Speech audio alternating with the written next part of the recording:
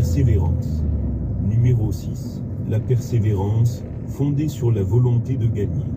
Savez-vous combien de fois l'individu moyen doit échouer avant de démissionner ou de décider qu'il veut faire autre chose?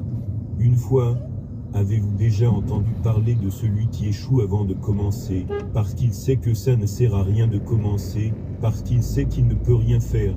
Cela réduit le nombre à moins d'une fois. La grande majorité des gens échouent avant même de commencer. En fait, ils ne commencent jamais. Ils pensent à des choses qu'ils pourraient faire, mais ça s'arrête là. La plupart de ceux qui commencent effectivement quelque chose s'arrêtent à la première résistance qu'ils rencontrent, ou se laissent distraire par quelque chose d'autre. Franchement, mon atout exceptionnel, c'est justement la persévérance. J'ai de la persévérance, la volonté de gagner, et l'autodiscipline qui fait que je m'accroche aux choses encore plus quand elles sont difficiles. Ce sont mes qualités exceptionnelles. Elles l'ont toujours été, et le seront toujours.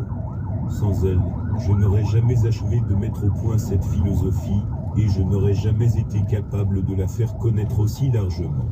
Est-ce que la persévérance, c'est quelque chose que vous avez depuis la naissance, ou est-ce quelque chose que vous pouvez acquérir? Eh bien, si on ne pouvait pas l'acquérir, ce ne serait pas la peine de parler de cette leçon, n'est-ce pas? Il est certain que l'on peut l'acquérir, et ce n'est pas très difficile. Qu'est-ce qui rend une personne persévérante?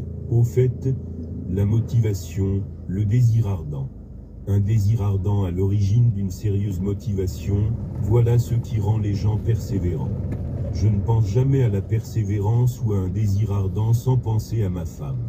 Je me souviens avoir mis plus de persévérance et de désir ardent pour gagner son cœur que pour n'importe quoi d'autre dans ma vie.